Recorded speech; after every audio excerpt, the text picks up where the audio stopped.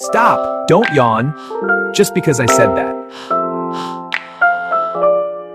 Does your brain copy a yawn instantly, even when you're not tired?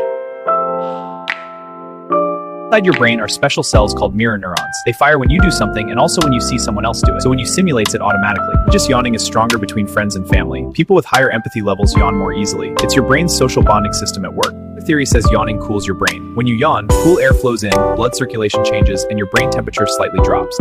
Even reading about yawning can trigger one, which means your brain just tricked itself. Be honest. Did you yawn? Comment yes or no.